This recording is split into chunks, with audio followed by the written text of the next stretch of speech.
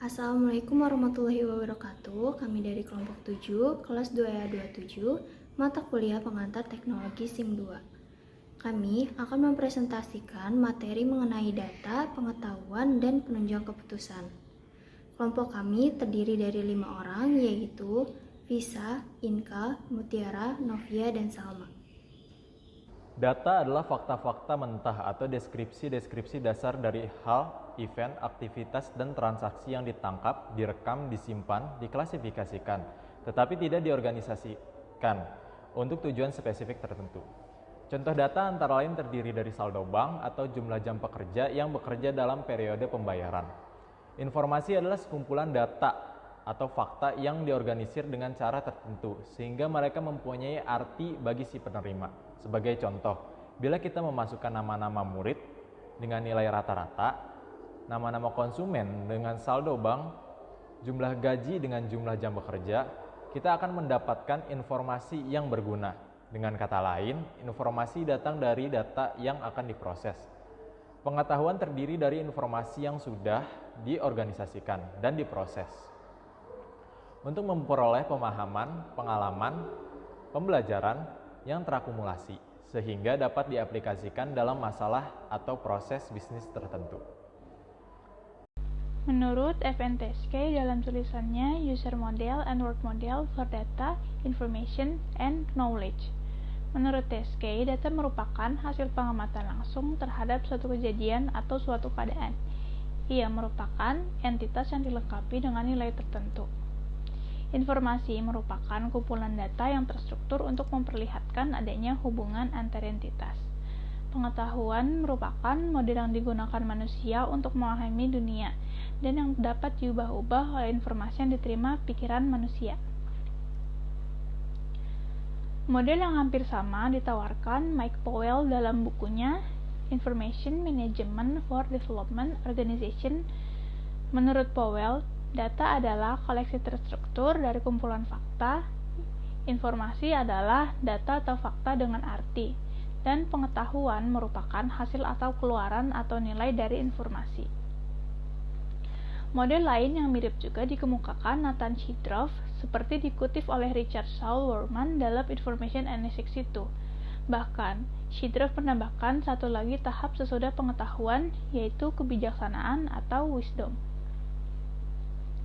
Model data, information, knowledge atau DIK di atas mempunyai beberapa kelemahan. Pertama, data dianggap sesuatu yang bebas nilai. Artinya, proses pengambilan suatu fakta menjadi data dianggap bebas nilai sampai ia diinterpretasikan menjadi informasi. Bagi para sosiolog, aliran konstruksionis, definisi data seperti di atas tidak tepat. Bagi mereka, fakta tidak dibentuk secara ilmiah, tetapi merupakan sesuatu yang dibentuk atau dikonstruksi. Setiap orang bisa mempunyai konstruksi yang berbeda-beda atas suatu fakta, tergantung pada pengalaman, preferensi, pendidikan tertentu, dan lingkungan pergaulan atau sosial tertentu.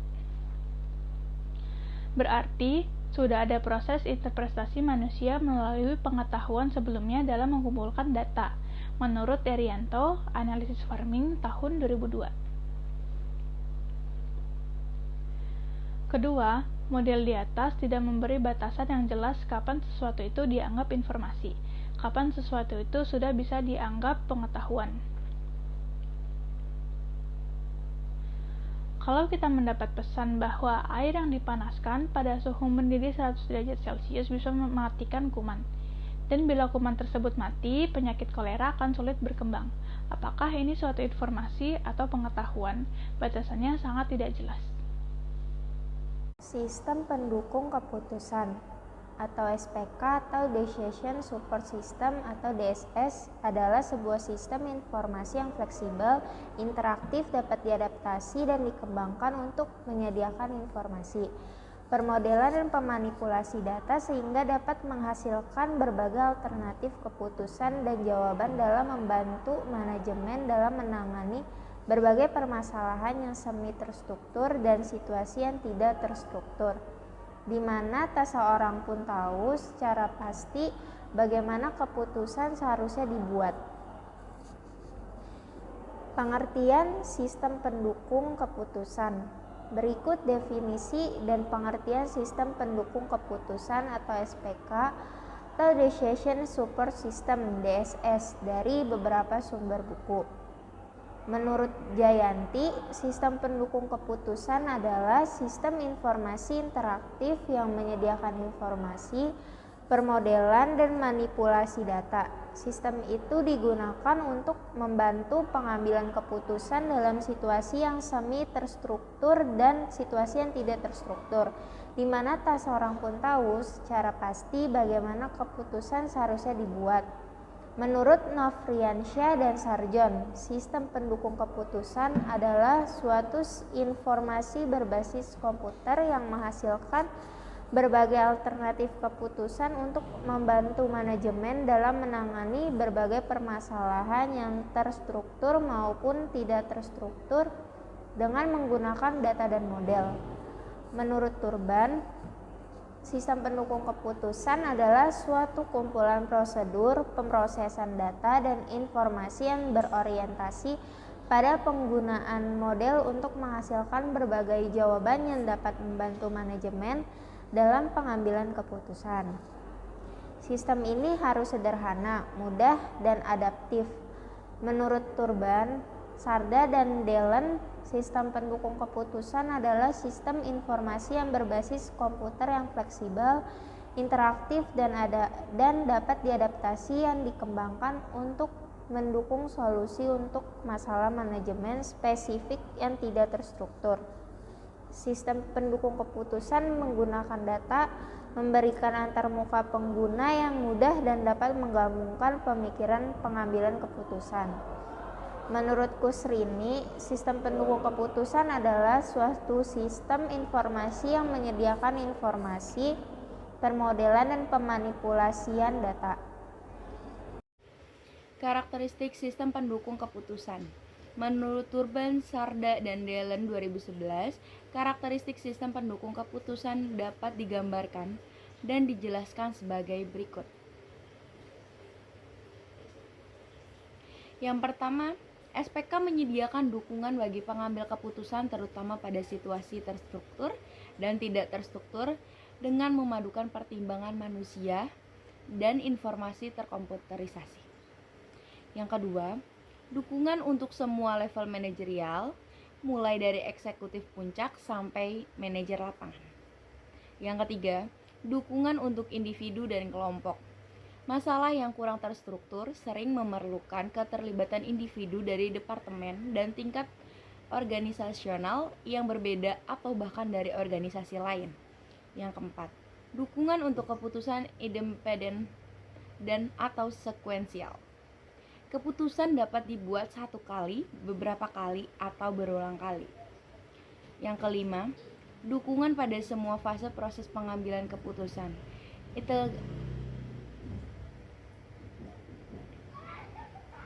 Yang kelima, dukungan pada semua fase proses pengambilan keputusan, inteligensi, desain, pilihan, dan implementasi. Yang keenam, dukungan di berbagai proses dan gaya pengambilan keputusan. Yang ketujuh, SPK selalu dapat beradaptasi sepanjang waktu. Pengambilan keputusan harus reaktif, dapat menghadapi perubahan kondisi secara tepat, dan dapat mengadaptasikan SPK untuk memenuhi perubahan tersebut. Yang kedelapan, SPK mudah untuk digunakan. Penggunaan harus merasa nyaman dengan sistem. User friendly, dukungan grafis yang baik dan antarmuka. Yang kesembilan, bahasa yang sesuai dengan bahasa manusia dapat meningkatkan efektivitas SPK. Yang ke-10, peningkatan terhadap efektivitas dari pengambilan keputusan, akurasi, timeless, kualitas, ketimbang pada efisiensinya, biaya membuat keputusan termasuk biaya penggunaan komputer. Yang ke-11, pengambilan keputusan memiliki kontrol penuh terhadap semua langkah proses pengambilan keputusan dalam memecahkan suatu masalah. SPK ditunjukkan untuk mendukung, bukan menggantikan pengambil keputusan. Yang ke-12, pengguna akhir dapat mengembangkan dan memodifikasi sistem sendiri. Sistem yang lebih besar dapat dibangun dengan bantuan ahli sistem informasi. Perangkat lunak OLAP dalam kaitannya dengan data warehouse membolehkan pengguna untuk membangun SPK yang cukup besar dan kompleks. Yang ke-13, biasanya model-model digunakan untuk menganalisis situasi, pengambilan keputusan. Yang ke-14, akses disediakan untuk berbagai sumber data, format, dan tipe mulai dari sistem informasi geografis sampai sistem berorientasi objek. Yang ke-15, dapat dilakukan sebagai stand-alone tool yang digunakan oleh seorang pengambilan keputusan pada satu lokasi atau didistribusikan pada suatu organisasi keseluruhan dan beberapa organisasi terkait. Komponen sistem pendukung keputusan. Menurut Turban, Sardan, dan Dillon, sistem pendukung keputusan terdiri dari beberapa komponen, yaitu sebagai berikut. Yang pertama, ada subsistem manajemen data. Subsistem manajemen data meliputi basis data yang terdiri dari data-data yang relevan dengan keadaan dan dikelola oleh software yang disebut database management system. Manajemen data dapat diinterkoneksikan dengan data warehouse perusahaan, suatu repositori untuk data perusahaan yang relevan untuk mengambil keputusan. Dalam hal ini, kemampuan yang dibutuhkan dari manajemen data adalah sebagai berikut.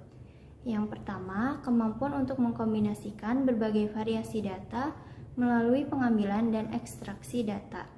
Yang kedua, kemampuan untuk menambahkan sumber data secara cepat dan mudah. Yang ketiga, kemampuan untuk menggambarkan struktur data logikal sesuai dengan pengertian pemakai, sehingga pemakai mengetahui apa yang tersedia dan dapat menentukan kebutuhan penambahan dan pengurangan. Yang keempat, kemampuan untuk menangani data secara personil, sehingga pemakai dapat mencoba berbagai alternatif pertimbangan personil. Yang terakhir atau yang kelima, kemampuan untuk mengelola berbagai variasi data. Yang kedua, di sini ada subsistem manajemen model. Salah satu keunggulan dalam sistem pendukung keputusan adalah kemampuan untuk mengintegrasikan akses data dan model-model keputusan. Subsistem manajemen model berupa paket software yang berisi model-model finansial, statistik, ilmu manajemen, atau model kuantitatif yang menyediakan kemampuan analisa dan manajemen software yang sesuai. Software ini disebut sistem manajemen basis model. Kemampuan yang dimiliki subsistem manajemen model berikut meliputi kemampuan untuk menciptakan model-model baru secara cepat dan mudah, kemampuan untuk mengakses dan mengintegrasikan model-model keputusan, dan kemampuan untuk mengelola basis data dengan fungsi manajemen yang analog, dan manajemen basis data seperti mekanisme untuk menyimpan, membuat dialog, menghubungkan, dan mengakses model. Lalu C. Subsistem. Dialog User Interface Subsystem. Fleksibilitas dan kekuatan karakteristik sistem pendukung keputusan timbul dari kemampuan interaksi antara sistem dan pemakai. Yang dinamakan subsistem dialog, subsistem dialog user interface merupakan subsistem yang dapat digunakan oleh user untuk berkomunikasi dengan sistem dan juga memberi perintah SPK web browser, memberikan struktur antarmuka pengguna grafis yang familiar dan konsisten. Istilah antarmuka pengguna mencakup semua aspek komunikasi antara pengguna dengan sistem. Subsistem dialog terdiri dari 3 bagian, yaitu yang pertama bahasa aksi, meliputi apa yang dapat digunakan pemakai dalam berkomunikasi dengan sistem. Yang kedua ada bahasa. Tampilan atau presentasi meliputi apa yang harus diketahui oleh pemakai. Lalu yang ketiga ada basis pengetahuan, meliputi apa yang harus diketahui oleh pemakai. Kombinasi dari kemampuan-kemampuan di atas terdiri dari apa yang disebut dengan gaya dialog. Misalnya meliputi pendekatan tanya jawab, bahasa perintah, menu-menu, dan mengisi tempat kosong. Kemampuan yang harus dimiliki oleh sistem pendukung keputusan untuk mendukung dialog atau sistem meliputi yang pertama ada kemampuan untuk menangani berbagai variasi gaya dialog. Bahkan jika mungkin untuk mengombinasikan berbagai gaya dialog sesuai dengan pilihan pemakai. Lalu yang kedua, kemampuan untuk mengakomodasi tindakan pemakai dengan berbagai peralatan masukan. Lalu yang ketiga, kemampuan untuk menampilkan data dengan berbagai variasi format data peralatan keluaran. Lalu yang keempat, kemampuan untuk memberikan dukungan yang fleksibel untuk mengetahui basis pengetahuan pemakai.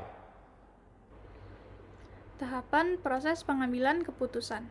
Menurut Basyaib tahun 2006, tahapan proses dalam pengambilan keputusan dapat dibagi menjadi beberapa fase, yaitu sebagai berikut. Yang pertama, tahap penelusuran atau intelligence, merupakan tahap pendefinisian masalah serta identifikasi informasi yang dibutuhkan yang berkaitan dengan persoalan yang dihadapi serta keputusan yang akan diambil. Langkah ini sangat penting karena sebelum suatu tindakan diambil, tentunya persoalan yang dihadapi harus dirumuskan secara jelas terlebih dahulu. Masalah dijabarkan secara rinci dan dikategorikan apakah termasuk program atau non-program. Yang kedua, perancangan atau desain. Merupakan tahap analisa dalam kaitan mencari atau merumuskan alternatif-alternatif pemecahan masalah. Setelah permasalahan dirumuskan dengan baik, maka tahap berikutnya adalah merancang atau membangun model pemecahan masalahnya dan menyusun berbagai alternatif pemecahan masalah. Pada ini dikembangkan tindakan alternatif, menganalisis solusi yang potensial, membuat model, membuat uji kelayakan, dan memvalidasi hasilnya. 3. Pemilihan atau choice dengan mengacu pada rumusan tujuan serta hasil yang diharapkan. Selanjutnya, manajemen memilih alternatif solusi yang diperkirakan paling sesuai. Pemilihan alternatif ini akan mudah dilakukan kalau hasil yang diinginkan terukur atau memiliki nilai kuantitas tertentu. Yang keempat, implementasi atau implementation merupakan tahap pelaksanaan dari keputusan yang telah diambil. Pada tahap ini perlu disusun serangkaian tindakan yang terencana sehingga hasil keputusan dapat dipantau dan disesuaikan apabila diperlukan perbaikan-perbaikan. Selanjutnya adalah kelebihan dan kelemahan sistem pendukung keputusan. Sebuah sistem biasanya memiliki kelebihan sekaligus kelemahan, begitu juga dengan sistem pendukung keputusan. Berikut ini adalah beberapa kelebihan, keuntungan dan manfaat dari sistem pendukung keputusan. Yang pertama, sistem pendukung keputusan memperluas kemampuan pengambilan keputusan dalam memproses data atau informasi bagi pemakainya. Yang kedua, sistem pendukung keputusan membantu pengambilan keputusan dalam hal penghematan waktu yang dibutuhkan untuk memecahkan masalah, terutama berbagai masalah yang sangat kompleks dan tidak terstruktur. Yang ketiga, sistem pendukung keputusan dapat menghasilkan solusi dengan lebih cepat serta hasilnya dapat diandalkan. Yang keempat, walaupun suatu sistem pendukung keputusan mungkin saja tidak mampu memecahkan masalah yang dihadapi oleh pengambilan keputusan, namun dapat dijadikan stimulan bagi pengambilan keputusan dalam memahami persoalannya, karena sistem ini mampu menyajikan berbagai alternatif. Dan yang kelima, sistem pendukung keputusan dapat menyediakan bukti tambahan untuk memberikan pembenaran sehingga dapat memperkuat posisi pengambilan keputusan. Adapun beberapa kelemahan, kekurangan, atau keterbatasan dari sistem pendukung keputusan, yaitu yang pertama ada beberapa kemampuan manajemen dan bakat manusia yang tidak dapat dimodelkan, sehingga model yang ada dalam sistem tidak semuanya mencerminkan persoalan sebenarnya. Yang kedua, kemampuan suatu SPK terbatas pada pembendaharaan pengetahuan yang dimilikinya, atau pengetahuan dasar serta model dasar. Yang ketiga, proses-proses yang dapat dilakukan oleh SPK biasanya tergantung juga pada kemampuan perangkat lunak yang digunakannya. Dan yang terakhir, SPK tidak memiliki kemampuan intuisi seperti yang dimiliki oleh manusia. Karena walau bagaimanapun canggihnya suatu SPK, tetap saja berupa kumpulan dari perangkat keras, perangkat lunak, dan sistem operasi yang tidak dilengkapi dengan kemampuan berpikir. Sekian materi yang kami presentasikan, kurang lebihnya mohon maaf. Wassalamualaikum warahmatullahi wabarakatuh.